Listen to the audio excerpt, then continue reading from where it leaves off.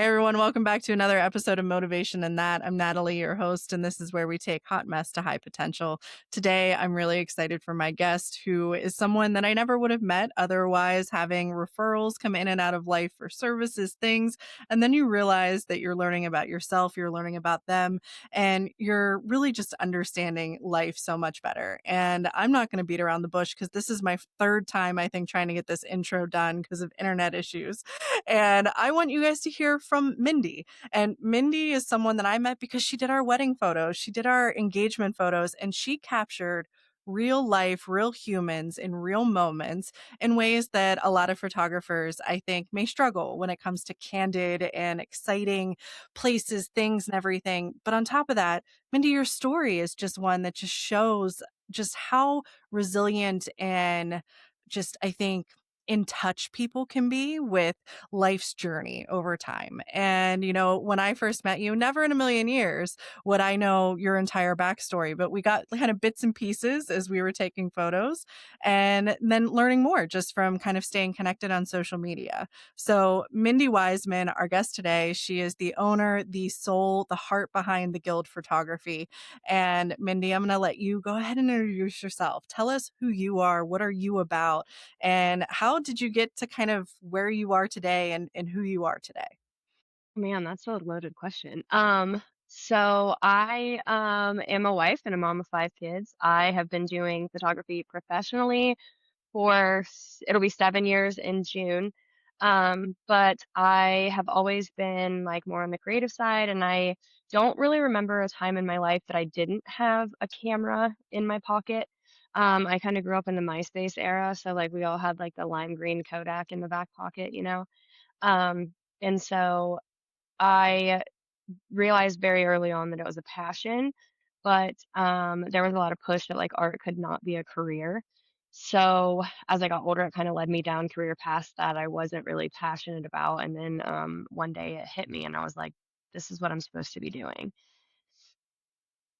And I have to say, when I got connected with you, which was through the people doing our day of planning and hair and makeup, and I was just like, oh, I'm looking for a photographer. And I want someone who will be present in the moment and isn't going to pose us and all of these crazy things.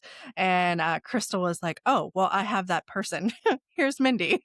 And, Yeah. we chatted a couple times, but, when you came out to do those engagement photos and it was a place you'd never seen before, and you're looking around and you're like, and you could just see kind of the magic working and you're like, all right, let's go here, let's go. And we went all over that property. And I think in a world where people oftentimes want to look so perfect, you took moments where I'm throwing my hair up in a messy bun because I'm sweating as we're huffing up and down these hills, but you're in there with us. You were down in that water when we climbed in the water and got our clothes wet. And do you find that something, when you enjoy it to the extent that you enjoy it, you find the people you work with kind of tap into that a little bit too, and it feeds off each other in this way that it's not, I don't want to say it doesn't feel as much like work, at least for the people modeling and taking the photos, but what about for you? It does not feel like work to me. I always make jokes with my clients that I I call my sessions adventures most of the time, because that's really what it is. And that's like reflective of kind of like how I live life. Like we're just trying to find the beauty in everyday moments and trying to make something ordinary look extraordinary. And that's it, you can see that in my work. And what's really funny, like I always say that I shoot like a squirrel because I'll be like focused on one shot, and then as soon as that shot's over, I'm like, wait, right there, we have to go over there. That's just how my brain works. And so I'm kind of able to like see everything start coming together before it happens because I just notice a moment, a glimmer.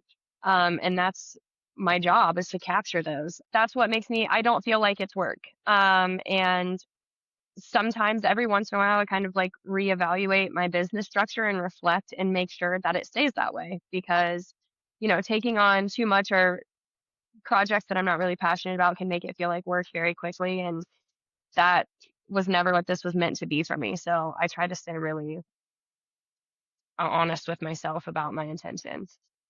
I remember two kind of ways that I learned about what your journey was like. And one, when you came out and did our first set of photos, you were talking about moving in, I think, your grandma's house, right? And all the stuff that you were Mhm. doing as you were making the shift and coming into this home that was very important, and all those kind of layers. And then as I was looking up some of your work, I saw some of the things you did where you were highlighting people who had been through an addiction journey and they had been sober and clean, and they were sharing Mhm. kind of where they've been and where they are now. And I know that means something really, really important to you. And some of the stuff we're going to chat about today is the impact of family and relationships and kind of that rediscovering of yourself and that journey. But let's start with kind of, and I know I didn't have this on the outline, so sorry, I'm tossing it in there, but those sets of photos that you did where you brought people who were Mhm. talking, like they held, I think, the picture of them before and kind of then being able to highlight where they are now. What was that like? What were some of those meaningful moments, and why was that so important for you to do? So those people were actually people that I knew like in real life during my own addiction. So that was really special to me. To kind of see a group of us who had been through what we had and were on the other side of it really meant a lot to me. One of them is now my neighbor. She is the absolute best neighbor. I all of them are still doing wonderful. But she's my neighbor. So further than that, we've been able to like build a relationship. She loves my kids. I feel really like grateful to have her as a neighbor. But the other two have literally we've seen each other at our worst, and so it was a really special moment. Because they saw me at my worst too. And so now they're bringing in pictures of who they used to be, and I know they remember who I used to be. And at the time, I had a studio, and so we were like shooting those in my studio, and so they knew me when I had nothing. And it was just nice to be able not only for them to say, "Hey, I see you. I remember and I see what you've done and I'm proud of you." But I do also believe that being candid about those struggles help other people that are still struggling, because there was once a time where I felt like it was impossible for me. And so I always want to be a reminder that it's not impossible. And I mean, I have to say, as you know, when we first met, not in a million years did I expect to see on a Facebook page from you, a couple months later, this post, and you were talking about what your journey had been like from that kind of bottom point to where you are now. And I was just like, I remember pulling Josh and going, I had no idea. Like, I'm so like immensely proud of her, and I hardly know her, but this is like, I'm so glad to see that conversation happening because the stigma is so incredibly just overwhelming in those scenarios, and not having been through that journey myself, learning from folks, and because it's not a straight line, right? The whole point of this podcast is there's all kind of messy middles through the whole thing. But if you don't mind, like take us through what that's been like, because I think that you've got components of addiction that come through the family, and then what your own journey has been along that route, and let's start pulling apart what all of that kind of has been like and what you've learned along the way, because I think, to your point, others hearing about it that might be tapping in and knowing people that in their life that are going through that or themselves going through that, sometimes it's the first step is knowing you're not alone. Yeah. Yeah, definitely.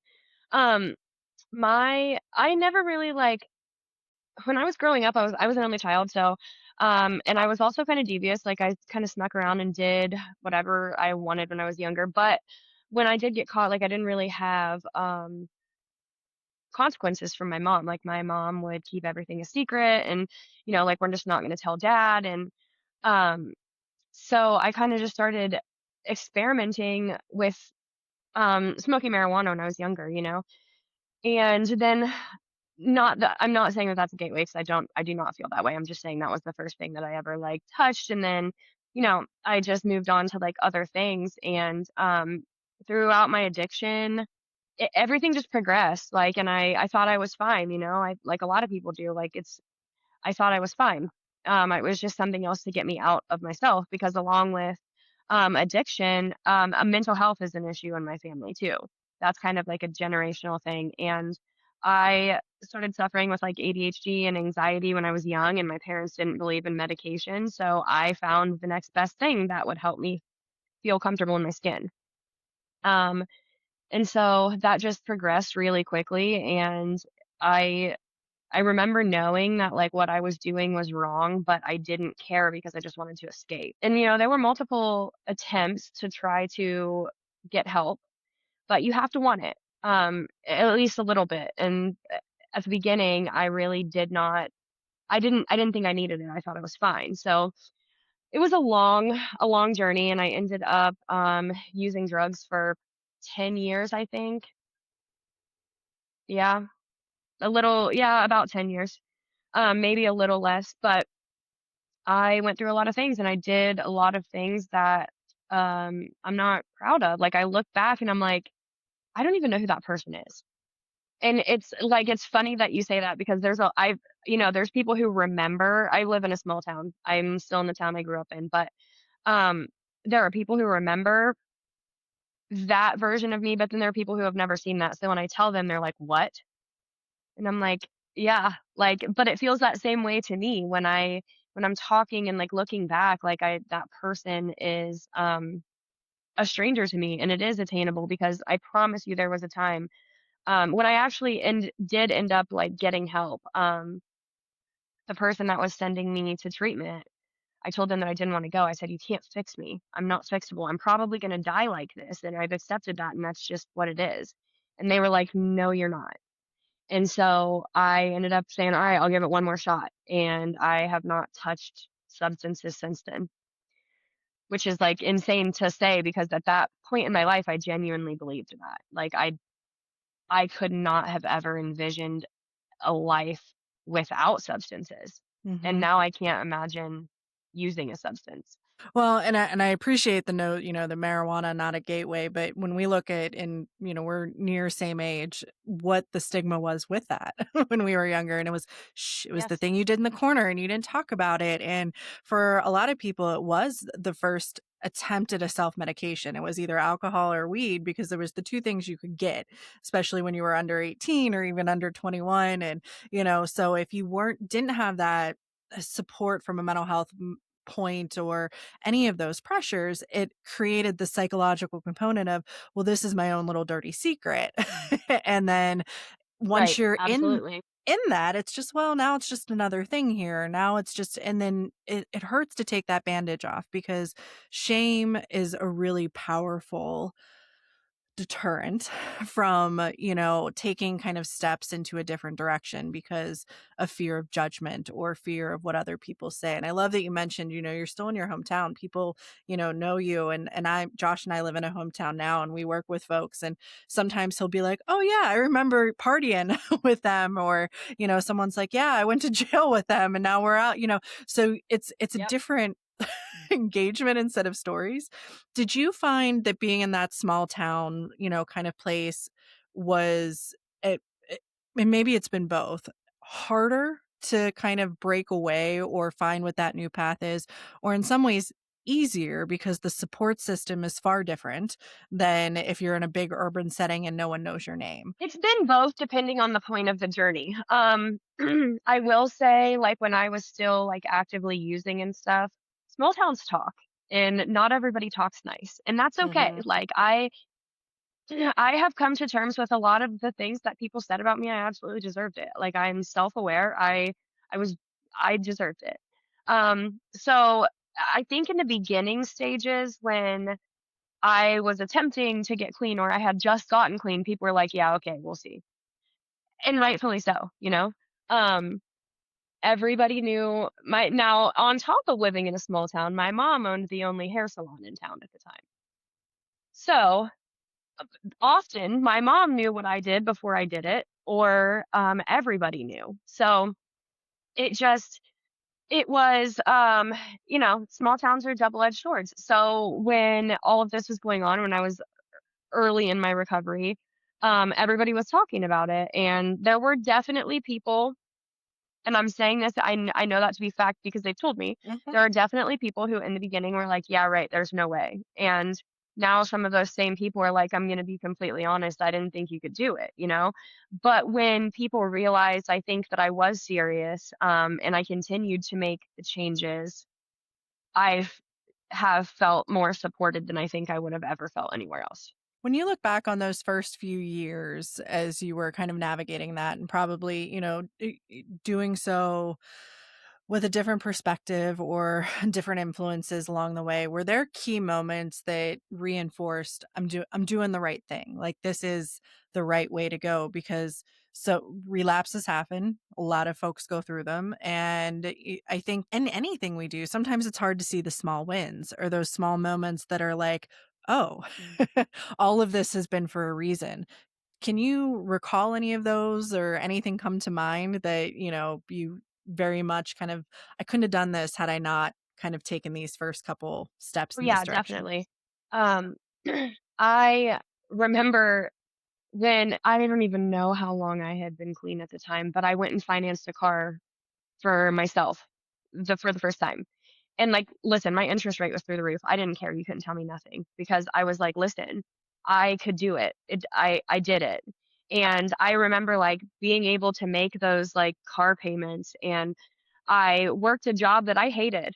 It was a factory job, and I was working 60 to 70 hours a week, and I absolutely hated it, but I did it. I showed up every day, and those were, like, the small things to me, and then I got promoted, and then they moved me to the, um, sales side of it, and I'm just like, those are the small things that never would have happened, and so, like, those are that's just a normal day for everybody else, but for somebody who's coming back from what is arguably the worst thing that they've ever had to go through, those small wins are what keep you going. Mhm. What did the relationship with your family look like during that time? So I know that there are families out there who, once they kind of get used to this is how my kid is or this is how my spouse is, and then that person changes and they're forced to look at themselves in a lot of ways and be like, was I a part of this? Or how am I going to interact with whom this person is becoming? Only child here too. So I've been through that with just my mom. Like, we have batches where we can't communicate because we're in different stages of life. But for you, what has that kind of been like? I know you've had some moments along the way, but Yeah.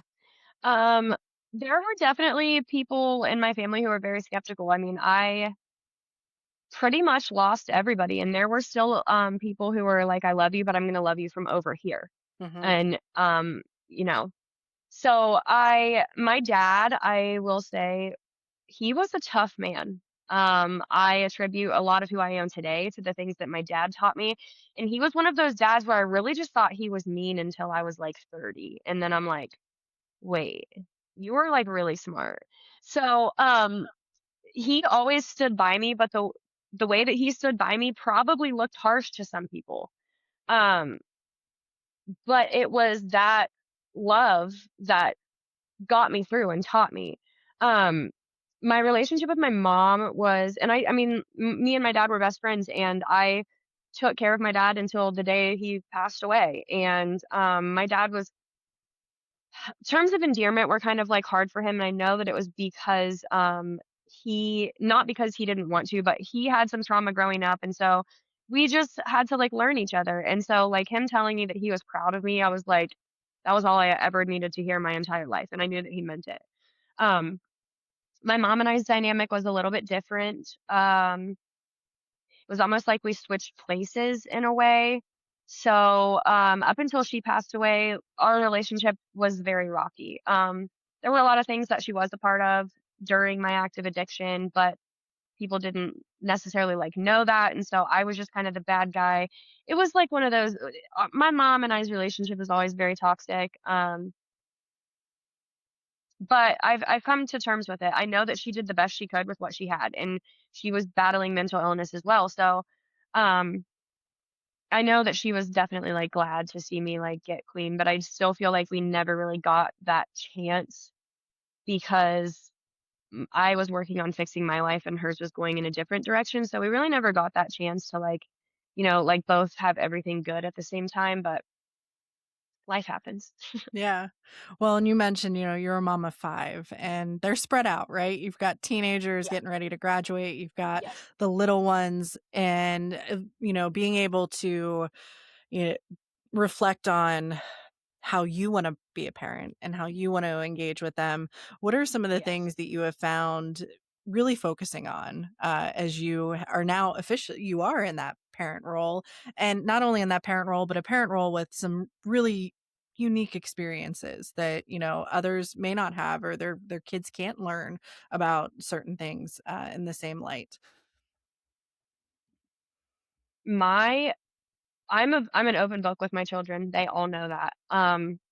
There is not anything I don't think that my children are afraid to tell me. I will say that they are much, knock on wood, they are much better children than I was at 15. Um, Now my oldest, we're a blended family, but my oldest kind of went through a lot of these things right along with me. He did live with my mom for a little while, and that was an agreement from all of us. Mhm. I knew that I couldn't fix me, and I just wanted him to have what was best for him. And so he was with my mom for a little while, but he still saw these things. He still, he still knew what was going on. He's a very intelligent child, and so, um, I'm honest with my kids. My younger ones know what's age appropriate. They're 5 and 6, so those conversations will come later. So, like, I parent, like, very open. When I was, like, growing up, taboo topics were taboo, we didn't talk about them. Um, and I think that growing up in a small town, you hear things that'll never happen to you. And so those taboo topics stayed taboo, and that was really it. So I'm very honest with my kids, age appropriate. My oldest kids know my story. They know that I was addicted. They know that I've been arrested. Um, there's really not a lot that they don't know. And because of that, because I'm able to be honest about the things that I've done, it really just keeps that communicate line of communication open with us. Like, they are not afraid to talk to me. I've had my kids like come and essentially tell on themselves, and I'm like, okay, that's great. We made a mistake. Now, how do we recover from it? So, I have definitely found that like being honest is the most important part of parenting for me. I kind of come from a sweep it under the rug family. Sweep everything under the rug, keep the secrets. I am not like that. Um, I have just I don't agree with it. I think that it's harmful. And so I just like to keep everything like out in the open. And because of that, like my kids trust me and I trust my kids.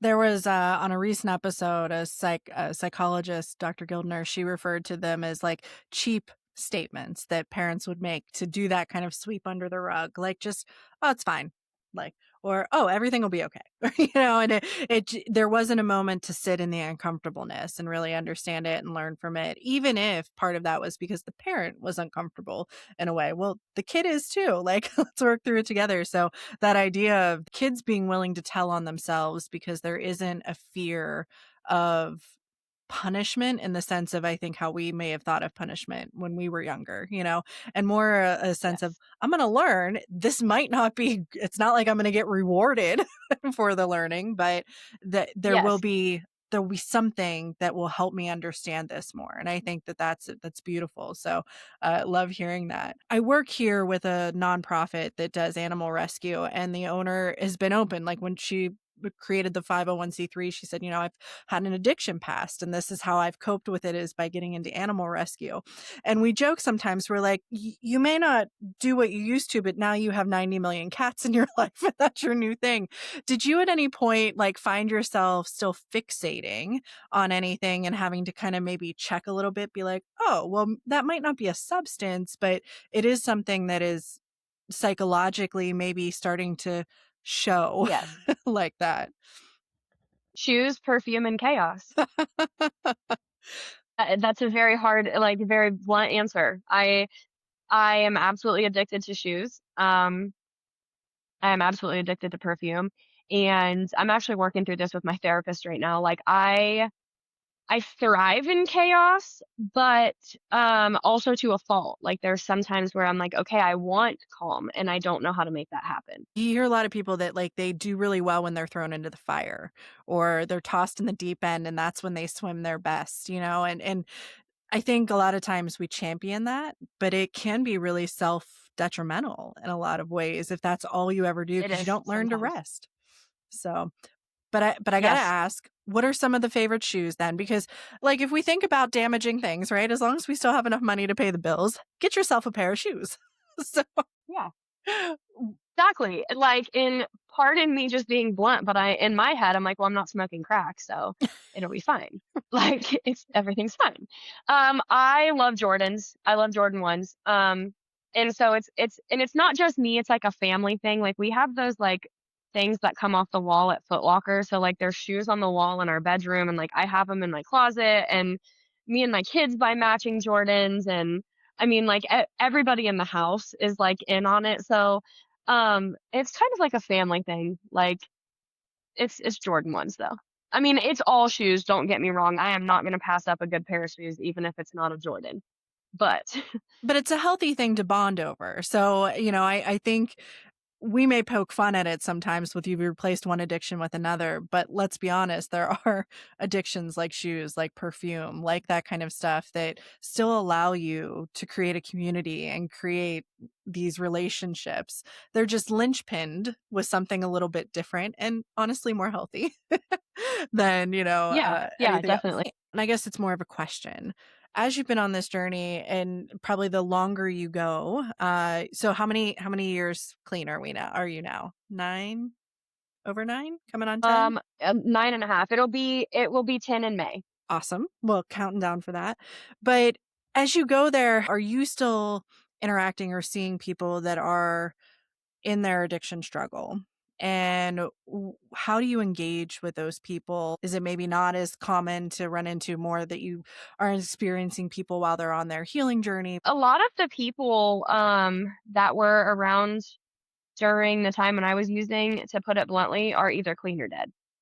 Um, it is wild being my age and having so many friends that have died already. Like it's crazy. There are a lot that did not make it.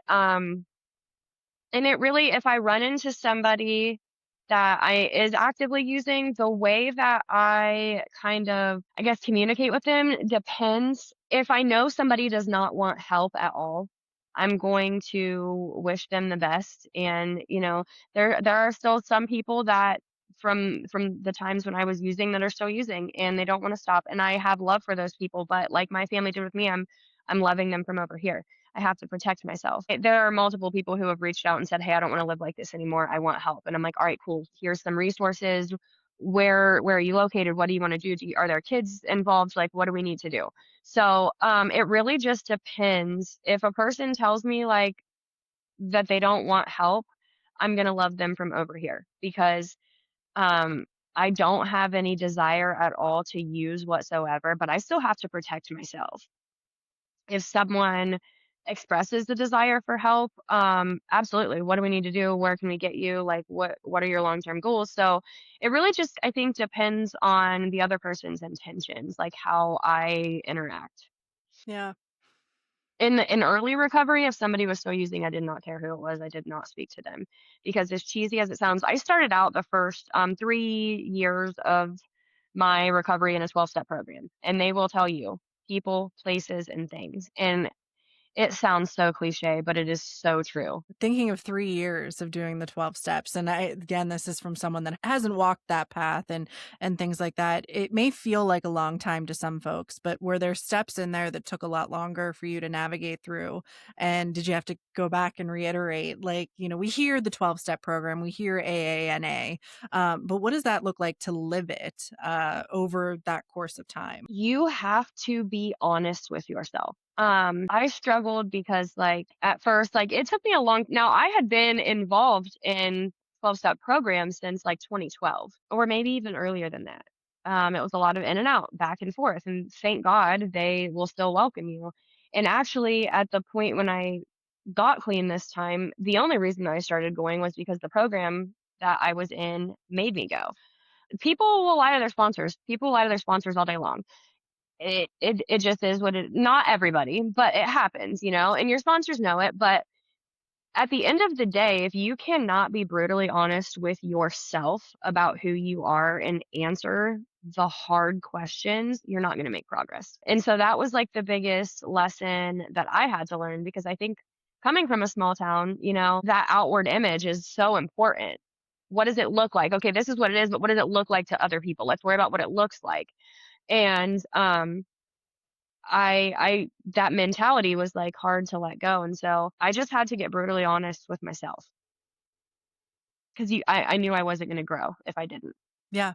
And that's hard. I mean, anyone I think who's gone to therapy and been faced with anything, whether we're, recovering or not, sometimes that's the moment that does break you. That's when you stop going to therapy for a few months because it's Yeah. it's tough to not play the blame game and do that self blaming, especially I think even more so for women who have had it through how many different routes, where the question is, well, whether you're a mom and being questioning about, are you a good mom or not? Or is that my fault? Or anything that we've been through from an assault process, if anyone's gone through that, there's always this moment of how did I play into it and having to forgive yourself for what you've done in the past. Well, the program that I was in for 8 months, we did cognitive behavioral therapy. Hmm. And I'm going to tell you what, that is probably the most useful thing I have learned in my entire life.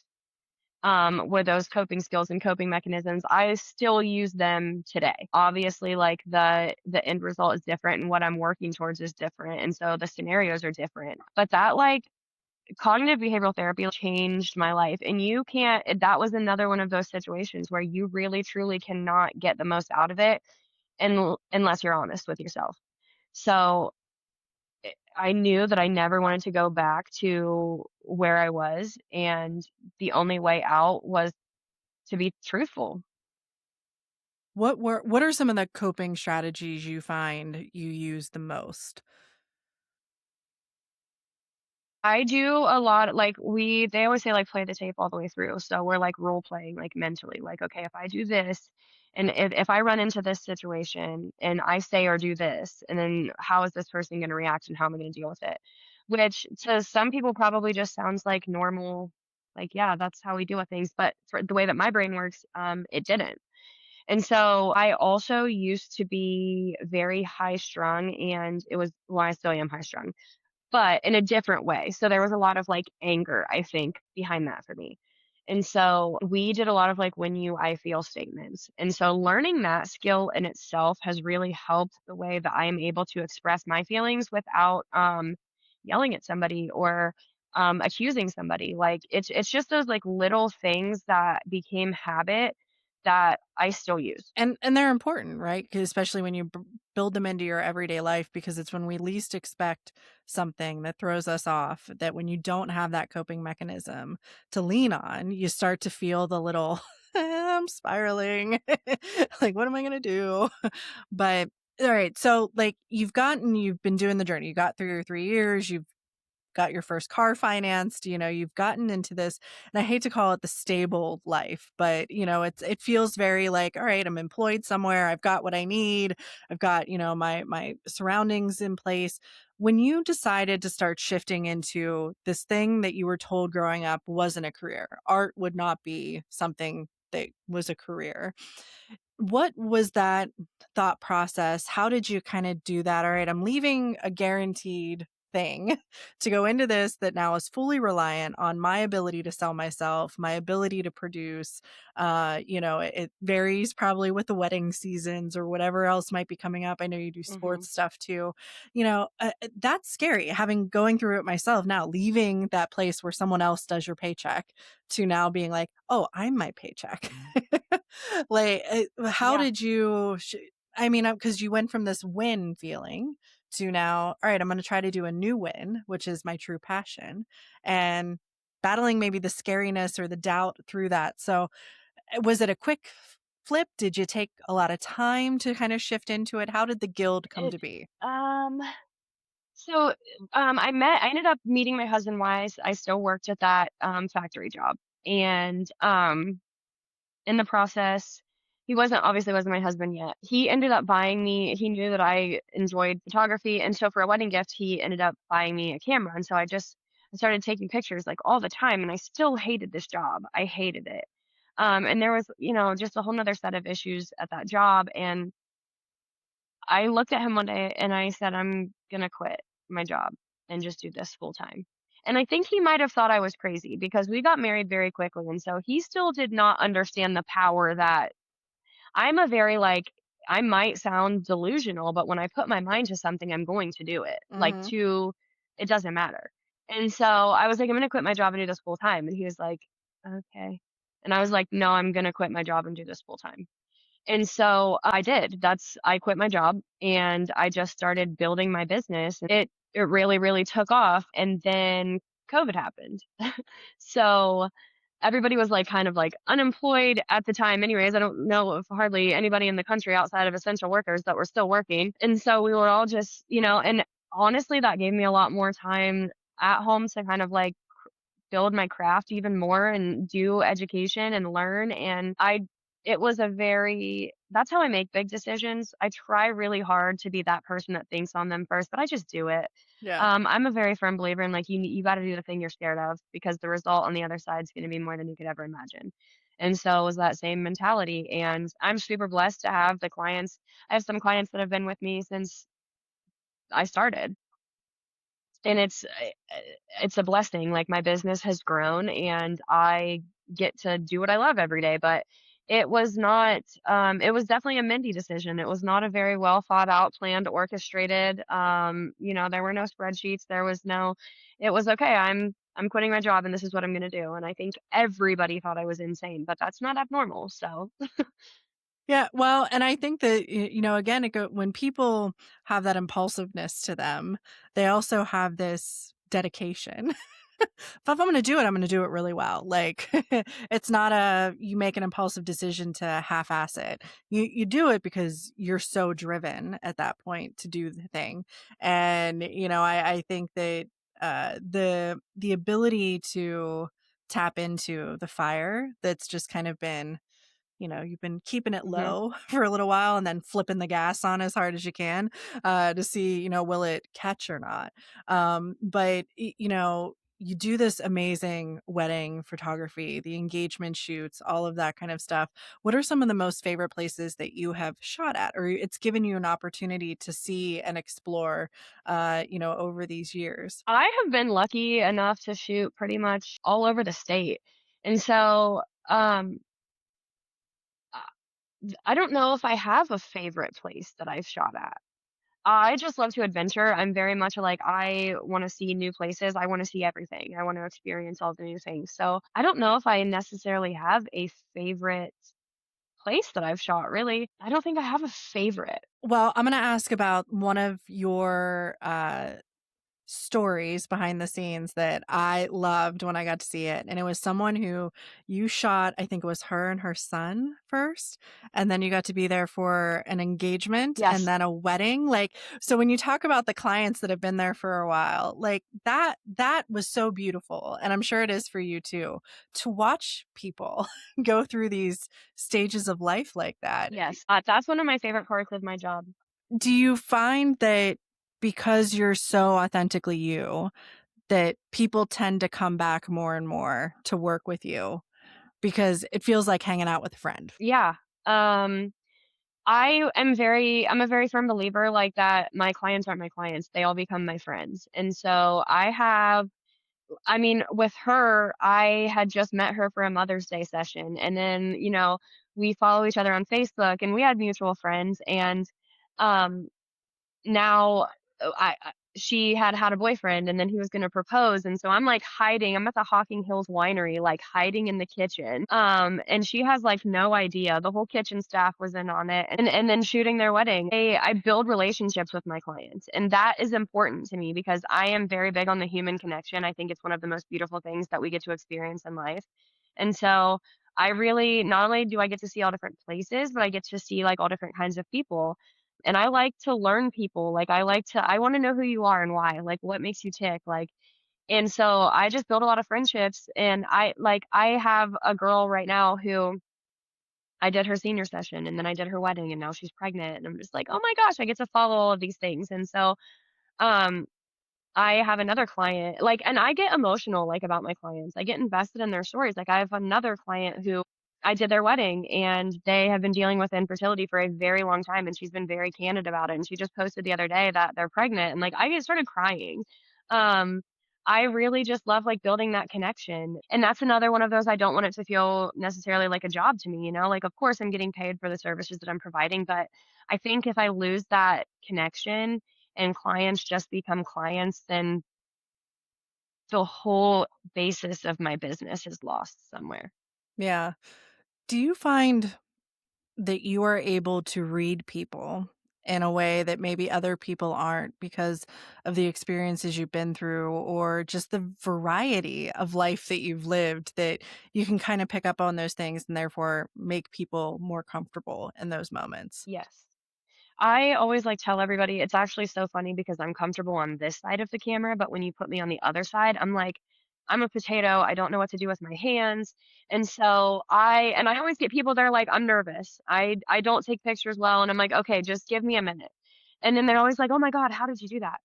And I'm like, I because I can empathize with it, you know? I think that empathy is a huge part of what I do. There is a lot of emotion in photography. We're either capturing incredibly happy moments or incredibly sad moments. It just kind of depends. And so being able to read that emotion and understanding how to navigate that session and hear my clients and make them feel seen and see my clients, um, I think really, like, helps, and so this whole, like, we always typically always leave as friends is not a forced thing. I just genuinely, like, care, and I talk to people and I ask them. I'm not just like, "Okay, there's your pictures, bye." So I think that communication with my clients is what builds those friendships. And I loved when you did our wedding, and I know I mentioned Monica a couple times, but she tagged along with us when we went into Hocking Hills.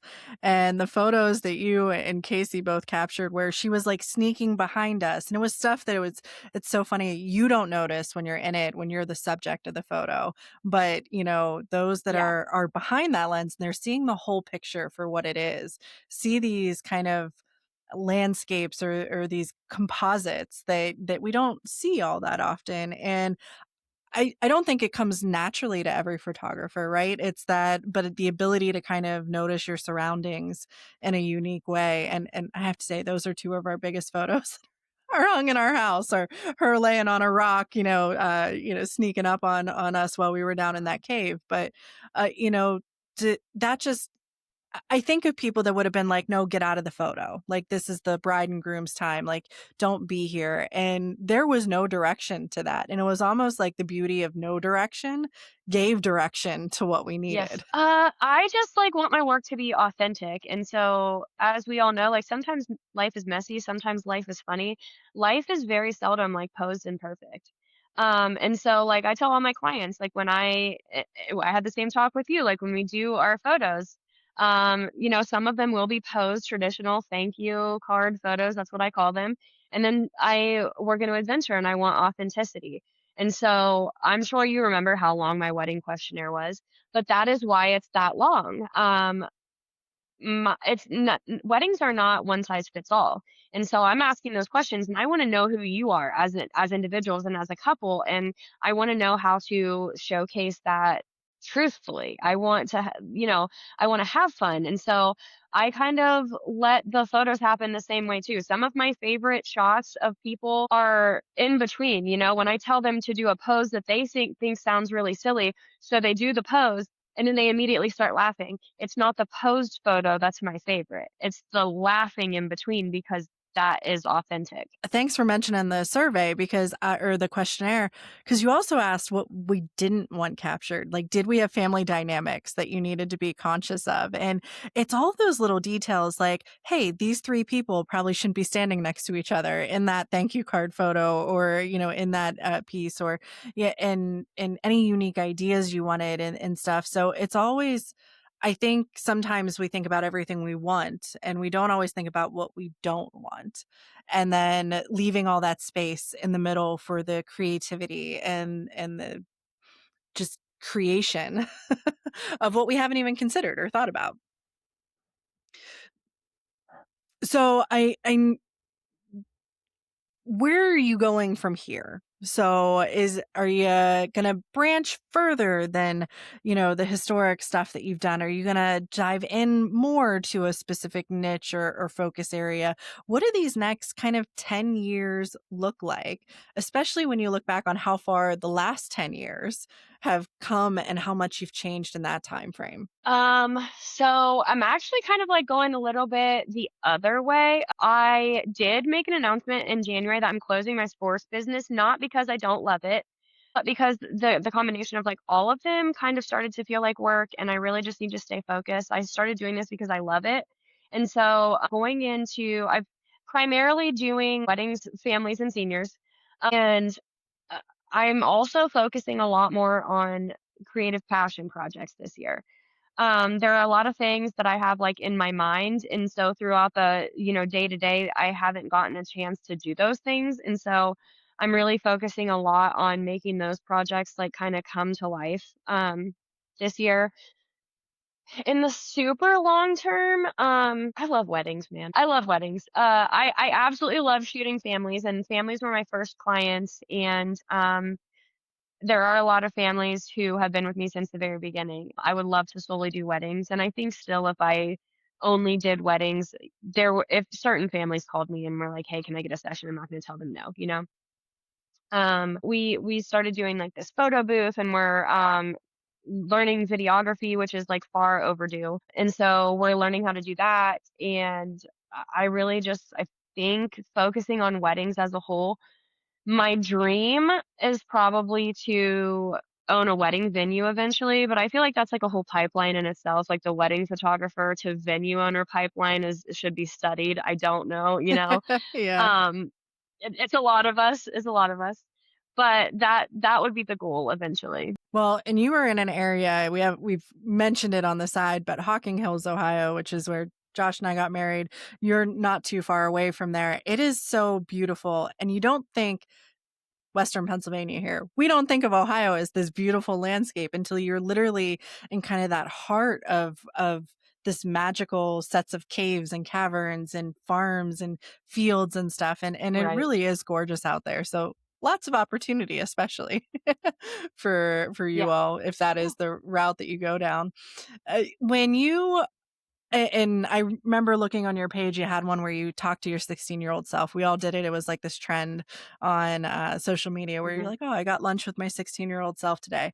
So if you were to get lunch with yourself 10 years from now, what do you want to remind her of if you look forward instead of kind of backwards and giving a lesson to that younger you, but that older you? What do you want to make sure she doesn't forget about you in this moment or where you've been? I would probably just tell her that she's worth it. That's the simplest answer, but that's really easy to lose sight of. Like no matter how good life is going or how bad life is going, sometimes it's really. I think everybody, at no matter what point they are at in their life, struggles with self worth at sometimes. And that's really the most important thing that I can remember at any phase in my life. I think.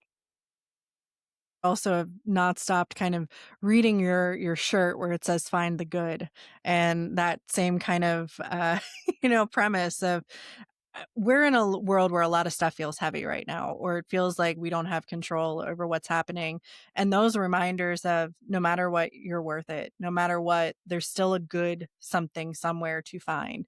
You can still create the change that Yes. you need to see in the world and all those things. And I I think that reminder is something we can all take away from that. So that's a beautiful, very what, 3-word statement? It doesn't take a lot of time and Yeah. energy to Yeah. say as an affirmation. Well, Mindy, how can people find out about you as they've been listening and they're like, "No, I want someone that's gonna feel like a friend who's taking my photos," or "I'm gonna, looking at getting married out in the Central Ohio area." Where can they find out about the Guild Photography, about your services, how to work with you? Is it too late to get in for anything in 2026? Were you looking out to 2027? But give us all that info and we'll No, make sure to tag I it. still have a few dates. We are booking into 27. I do still have some dates open. The wedding trends are kind of shifting a little bit this year. It is not super heavy fall, which is interesting. And it was like that last year too. So it's kind of interesting to see. But yeah, we've still got some dates open for 26. You can find us at theguildphoto.com, and we're also on Facebook, and it is the Guild Photo Co. You can shoot a message on Facebook, or we have like a formal contact page on our website, an about me, an investment guide, all of that stuff. And I have to say, Mindy, you are incredibly affordable in the grand scheme of things, and the quality is top notch. I would advocate charge a little more for what you do as someone who, the Everyone turnaround tells me time. that. Well, you have great turnaround time. We hadn't even left our venue, and we had our sneak peeks that we pulled up on the screen to show everyone kind of the next. I get excited because I love what I do. So I'm like, I gotta go edit like 10 of them. I need to see because I know it was an awesome shot. So, can't say enough. This is 100% promotion and endorsement for Mindy and the Guild Photography and what they do. I will actually, on this episode, if people are watching it, overlay some of the photos so you can see it. They were even featured, I think, the venue that we got married at, which we were their first wedding. They put some of the photos in their newsletter, and you had some stuff sent out for some different magazines. So, Oh, that's so cool. yeah, it's just it's beautiful to capture the people, the place, the thing, all the stuff that really matters in those moments. So, Mindy, I want to thank you for coming on and having this honest conversation. As you noted, honesty so important. It takes the stigma, the shame, the power out of stuff. It goes to show you never know the journey someone's been through, and that no matter what, there is so much beauty and talent in all of us that we always have a chance to tap into it and see where it can take us, no matter what our histories might, try to deceive us into thinking. So thank you for joining. I know we've had some tech hiccups along the way. My apologies for that. But any other last kind of comments, notes, things you want to send people away with? I feel like the sweatshirt is really just the thing. Like find the good. Find the good. There's good in you. It doesn't matter if you're struggling right now, there is good in you. You are worth it. It doesn't matter how you're struggling, you know? Just keep going because you don't know what life will be like in a decade, and you deserve to find out. Well, and on that note, I can't say anything better to close us up. So, Mindy, thank you again. Everyone listening, I hope you come back soon for another episode of Motivation in That. Check the show notes to find out all of the links on how to get a hold of Mindy and the Guild Photography. And we will talk again soon. Thanks for being here.